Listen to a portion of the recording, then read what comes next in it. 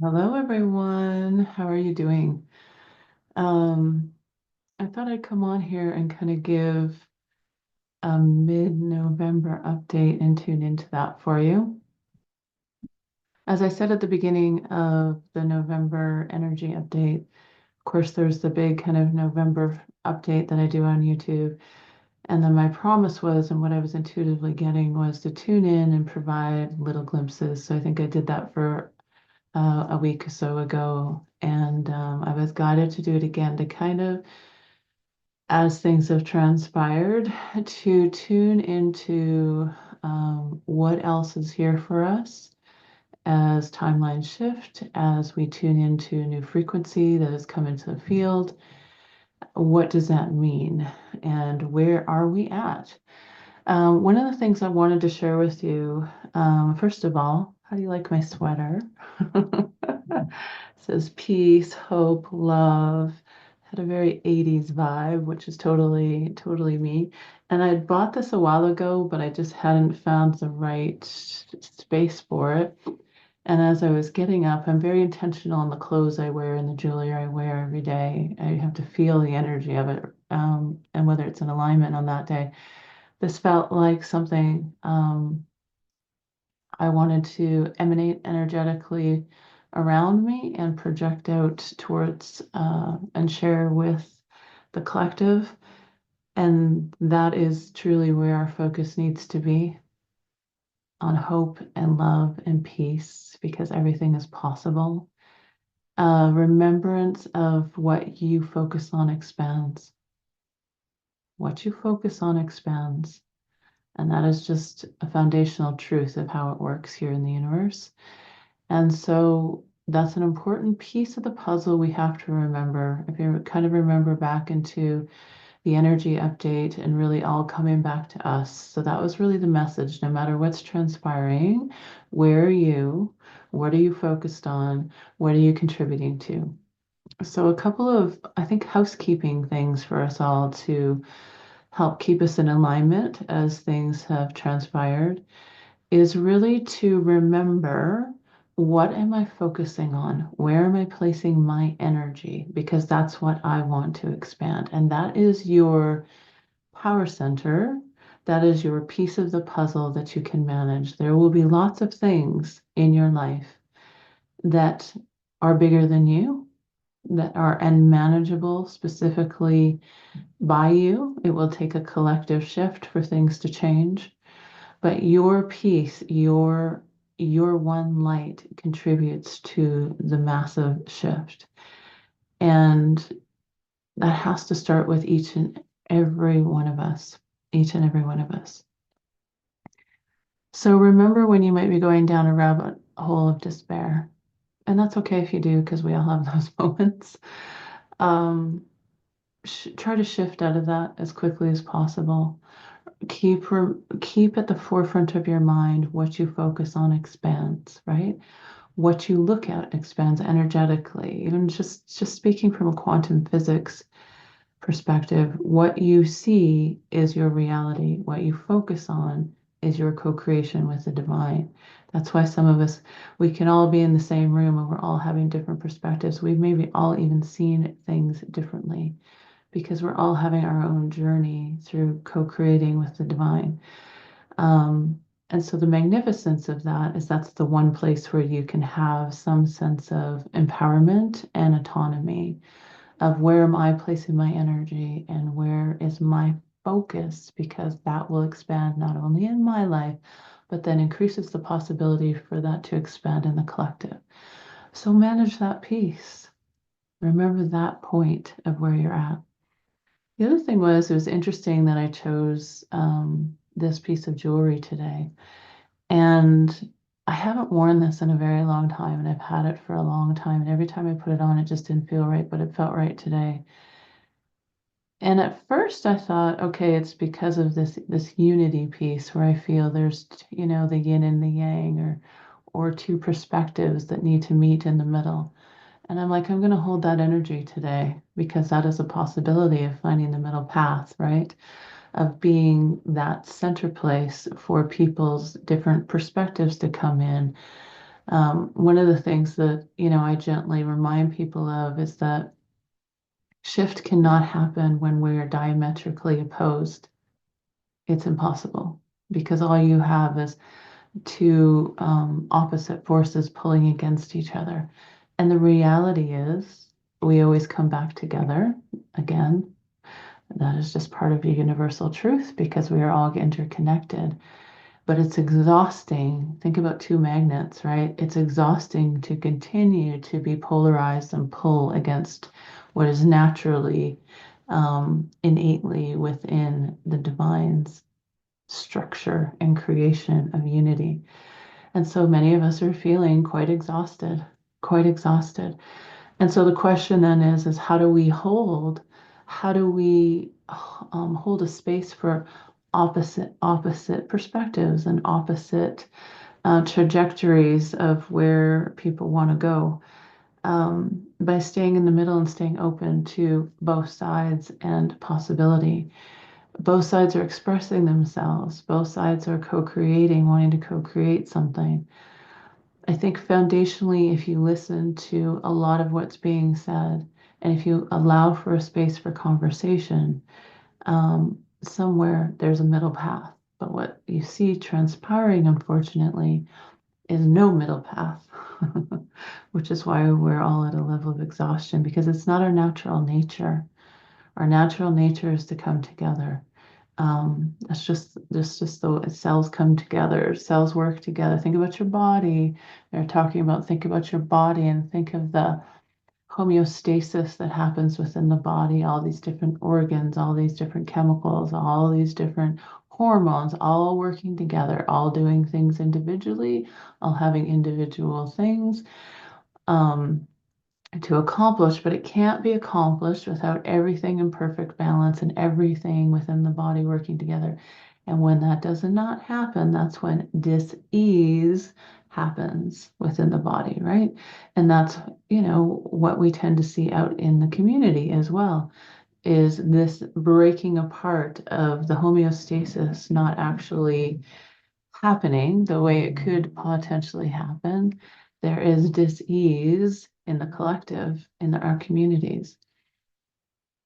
The one thing is, sometimes that can be a beautiful thing because it's pointing out the things that are and are not working very clearly. And there's potential for great growth through those awakenings. Going back to my necklace, when I was in meditation prior to coming on to do this with you today, and I've got clients later today, I heard very clearly and very strongly Vesica Pisces. And then I touched my necklace because I thought, well, it's not a complete Vesica Pisces, but it is similar to that energy and what I was seeing in my mind's eye when I saw my necklace again. And so I want us to take some time to really understand the symbolism of the Vesica Pisces. So I would challenge you to go and look it up. I'm going to see if I can share my screen easily, because that would be interesting to do. Oh, let me see if I can do that. Let me see if I can share the screen with you all. So hopefully temporarily you won't see me. There we go.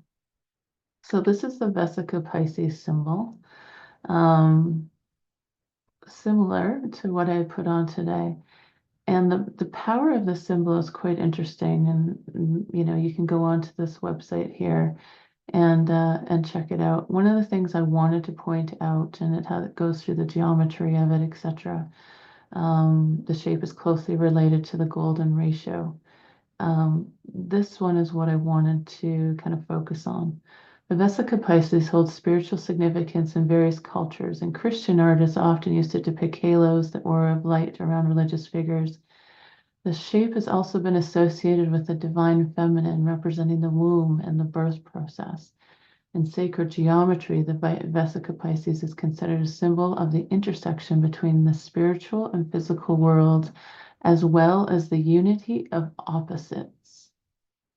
As well as the unity of opposites. In addition to its mathematical and spiritual aspects, the Vesica Pisces can also be used as a tool for personal growth and meditation. And this is why I think it was brought to me in meditation, why this is why I'm sharing this message with you. I'm going to encourage you all to print this out and either sit on this symbol or hold this symbol with you or find a piece of jewelry with this symbol. I think this is an important energy for us all to hold right now. By meditating, it says, by meditating on the symbol and its meaning, individuals can explore the interconnectedness of all things, the unity of opposites, and the balance between the physical and the spiritual realms. It can help you with a deeper understanding of yourself and the world around you. That's powerful. That's powerful. And I know that when I hear something as clearly as that, it's brought forward for a reason. So I would really highly encourage us all to spend some time on connecting in with the sacred geometry of the Vesica Pisces. What does it mean? What does unity consciousness mean? How can we bring two opposites together and co-create a middle path together? I just want to remind everyone that that is absolutely possible. And I believe in every fiber of my being, that is where we are going. But we must go through this tension of opposition to be pulled back, right? But what is our intention through that? So experiment with that, experiment with the Vesica Pisces symbolism. And I'd love to hear your comments on, what did you get in meditation? What did you find when you were, you printed it out and held it or just focused on it? Was there a feeling in your body? Did you receive more guidance? Did you feel more peace? Did you remember that all things are interconnected and that opposites have the possibility to no longer be polarized but come back together? I'm just tuning in to see if there's anything. So I'm going to go to cards. I don't want to make this too long. But let's talk about self-care right now. So for the next half of the month, as we go into the second part of the month, what is it that we most need to know about self-care? I just heard continuing self-care. So making sure that you're doing those things that build your energy up and continue to hold energy. And I saw a beautiful post, and I can't remember what it really, word for word what it said, but it's similar to what I was talking about in the November energy reading, um, or what they were talking about through me, is take some time to be creative, take some time to do something creative, please. Whether that's just making a really nice bread for your family or meal for your family, just slapping some paint on a canvas, maybe writing some poetry. Um, Creativity is such a beautiful way to not only move energy, but then you get into that co-creative energy. You create a portal for creating something new through the creative aspect of ourselves, which the divine is ultimately a creative being. And so there's this constant co-creation energy that's going through that creative process. There's an attunement into perhaps how you're feeling and moving some energy and emotion through that. But there's also remembrance that can come in through the co-creative portion of you, which we all have. And lots of people say, I'm not a creative person. You're absolutely a creative person because you are constantly co-creating your life with the divine. So experiment with it, have fun with it, go and do something fun. In Canada, we have something called Michael's, which is a craft store. Pick up a craft. Sometimes you can get the box crafts. I saw the other day that back in the 70s, we used to do those hook rugs. I don't know if some of you are, again, I'm aging myself here, but we used to pull these little pieces of yarn and make these pictures or rugs. And I think it was called hook rugging or something. I saw that again and it just made me smile. Um, in my 20s, I used to get those pre-cast clay Santas and ornaments. And, we were in university, my husband and I, we didn't have a lot of money to buy a whole bunch of new Christmas stuff. And so that was a lot cheaper. And I just spent hours just hand painting all that.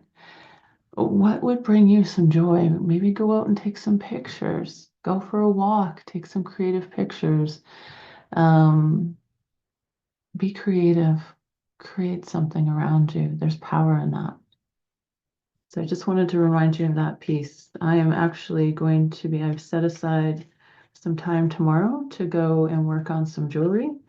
And there's a couple things I had to order to kind of get that ball rolling again. And so that's coming in today. And I have time tomorrow, so I'm going to go and do that.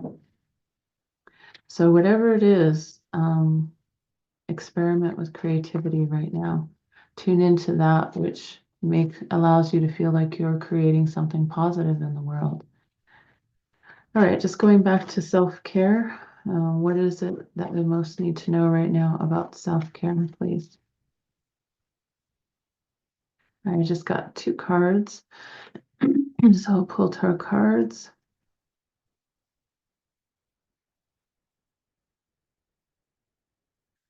So we got the progress card, charge forward, be willing to make mistakes. And we got the passion card, resurrect a childhood dream and let your passion take flight.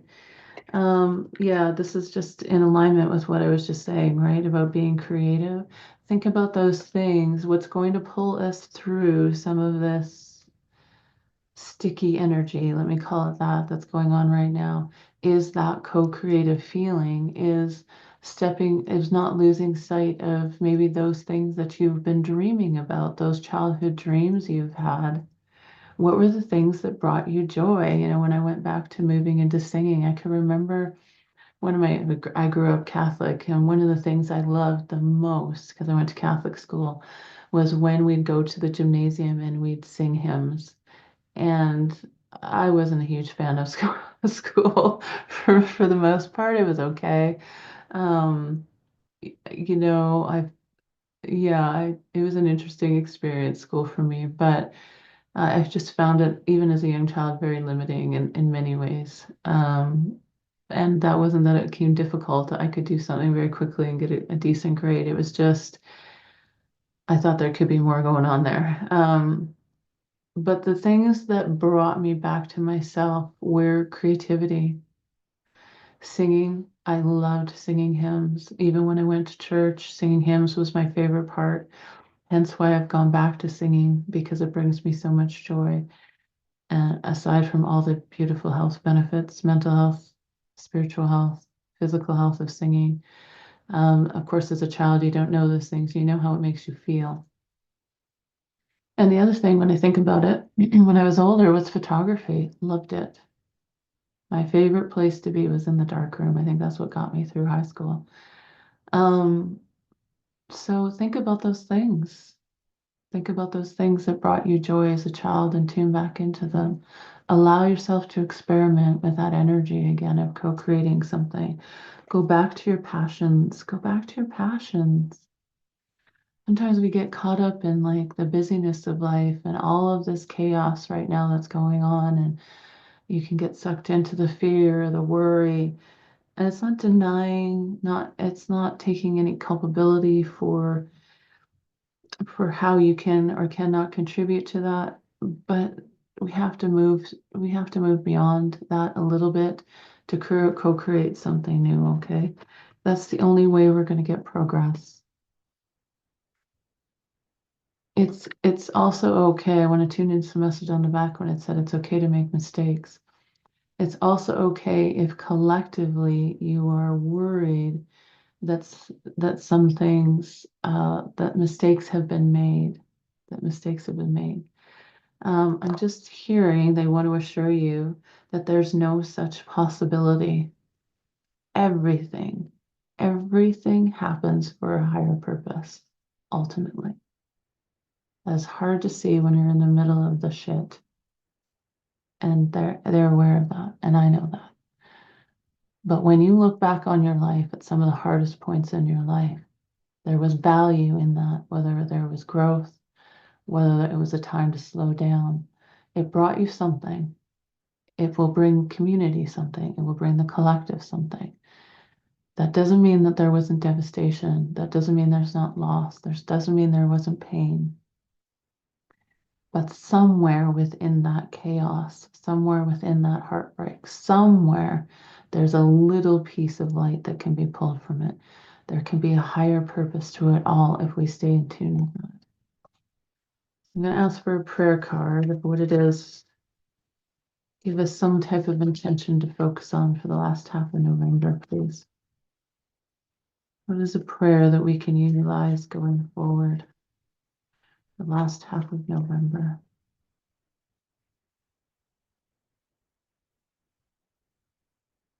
I'm just going to hold on to your hats. I'm not sure what that means. That means to me, I think there's still big changes coming, so hold on to your hats as we specifically when we start going towards November. Okay, prayer card, please.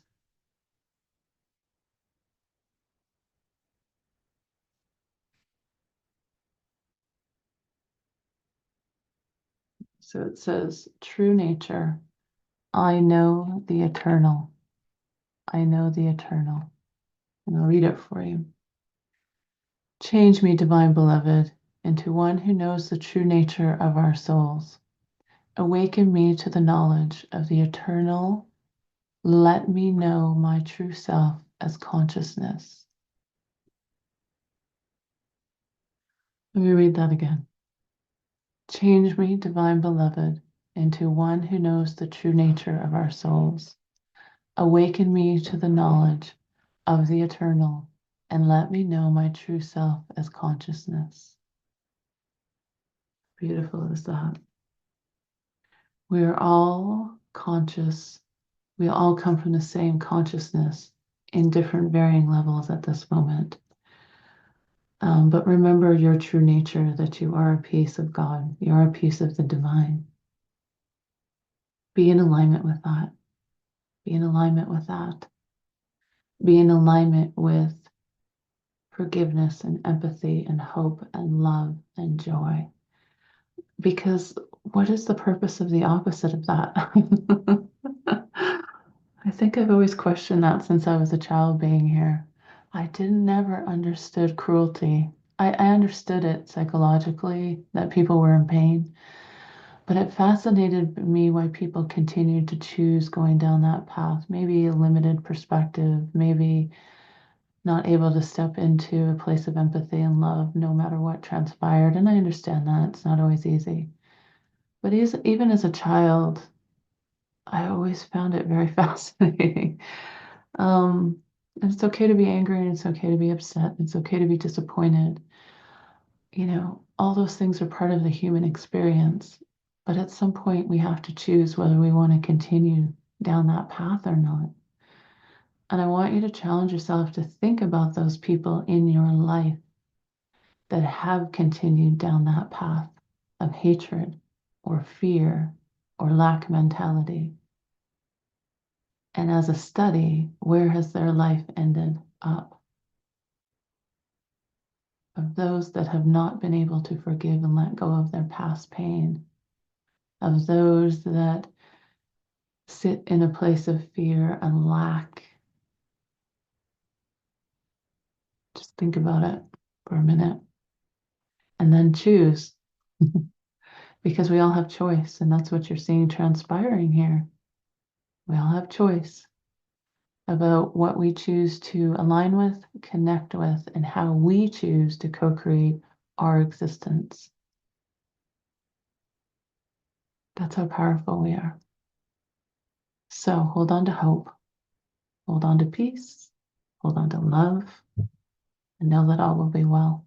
I know that with every fiber of my being, because that's the path I choose. I hope you do too. Much love to you. Much love to you. We'll probably talk again soon. Okay, everyone. Take care.